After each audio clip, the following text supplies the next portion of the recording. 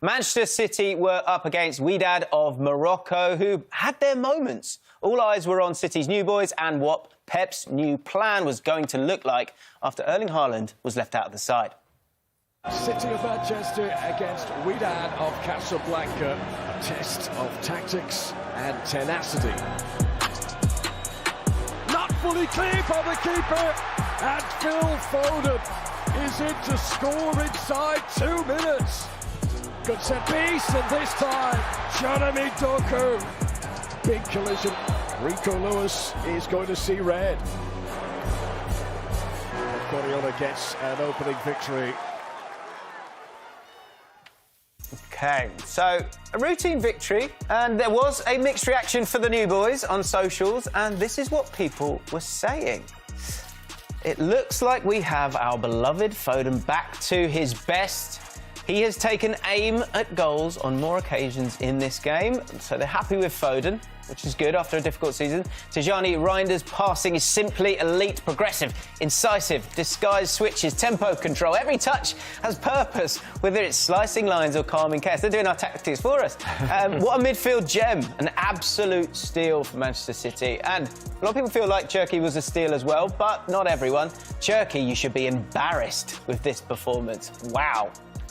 They can be a bit punchy on X at times. Let's talk about this game and the setup, because no Rodri, no Haaland in this one. So we were kind of wondering how they might set up. And it was it's a controlled way that Pep likes to play, but also that aggression as well in terms of looking to squeeze the pitch and hurt the opponent. And quite quickly we saw Rangers as that single pivot, but getting a little bit of help from O'Reilly and Lewis, inverting for that second line when it came to the build-up. And we've got some clips here that are going to be able to hopefully illustrate all of that, because, yeah, without Rodri in the team, and we're going to talk about the squad for Man City moving forward, because we've got these new transfers coming in. But as you can see, 2, 3, 5. No striker in this as well, so maybe a little bit flat when it came to the middle areas of the pitch.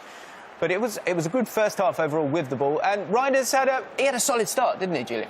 Yeah, good start, considering especially that this is not really his position. He's not a holding midfielder on his own like that with 4 players or 5 players in front of him. He's better as a double pivot, maybe as a 10 like we saw at Milan sometimes. But he put a shift in defensively. We saw him in the right place, reading the game really well.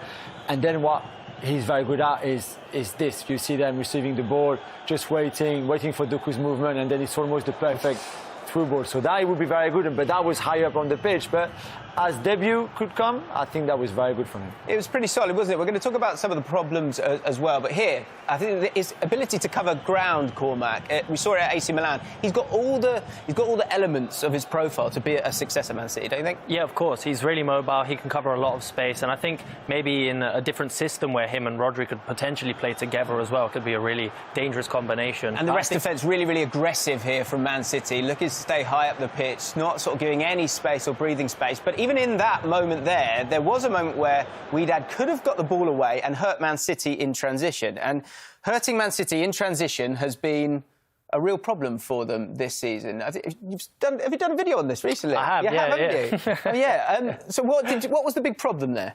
I think the lack of an out-and-out number 6. So when they lost Rodri, they didn't have much cover in midfield. So Pep had to find lots of different solutions to try and cover all these positions in the centre. And it just led to their defence being exposed quite frequently, which is something that we saw happen quite a lot in this match as well. Yeah, so this is the other side of Reinders, guys. This is the chances that Wydad had. And they did have a couple of chances. It could have been very different.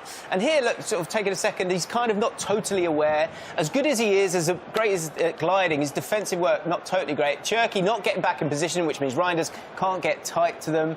It's a bit more in flux, this team. You've got the 2 fullbacks stepping in as well. So sometimes that defensive organisation in transition, when people are moving really quickly, can be a bit of a problem. And Reinders here, again, you can't actually see him right now because he's not getting back, and he's kind of not stepping onto the play as opposed to getting back. So he got himself in trouble a few times.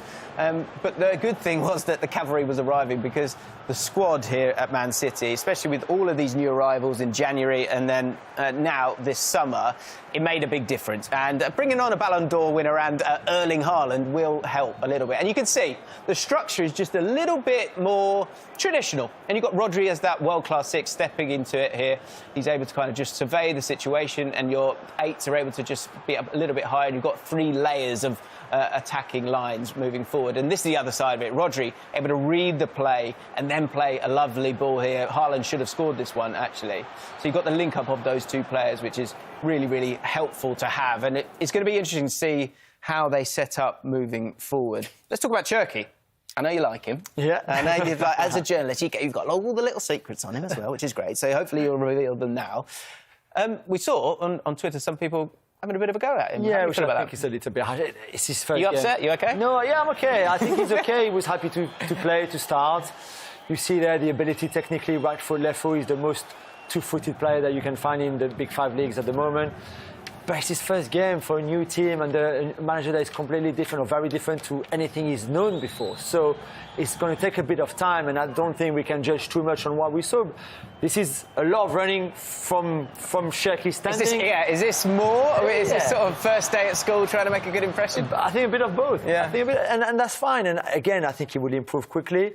He played as a 10 like he wants to. He feels this is his best position. Like Pep said to him, that's where he would play mostly. Right. But this time there was 2 10s because Foden also played there. So that in itself is a bit of an adjustment when he's been used to play as a 10 on his own before.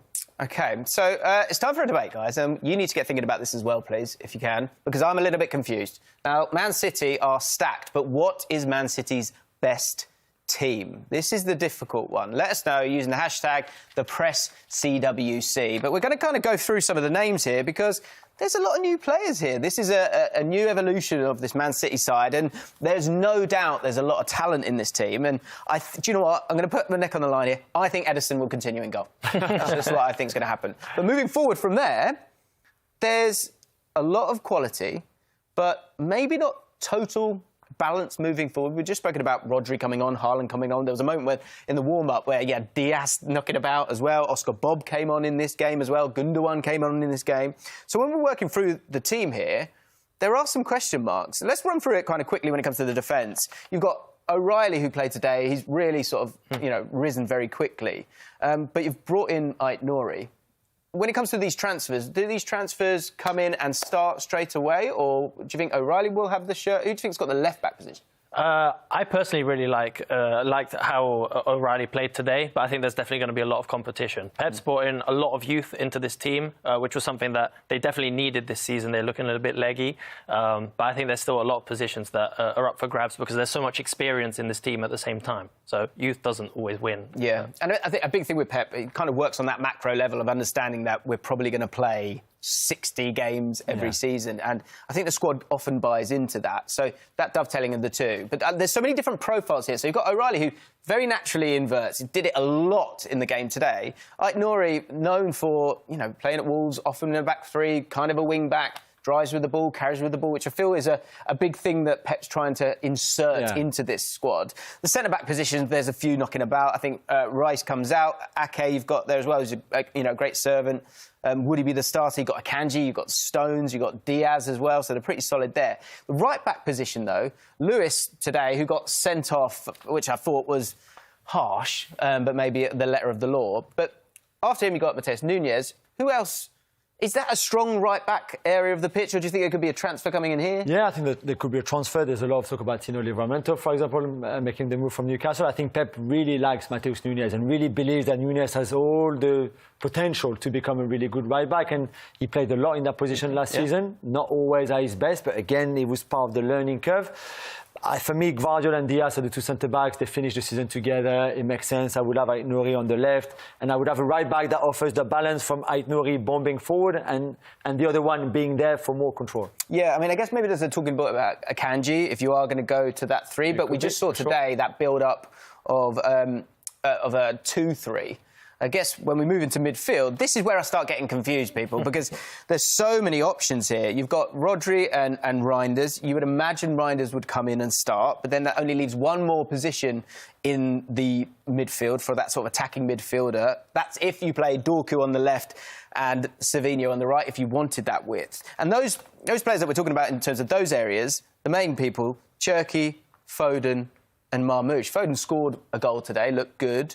Cherki's a new signing, Marmoush is a new signing as well, and Haaland has to play. So how on earth are they going to fit all these guys in?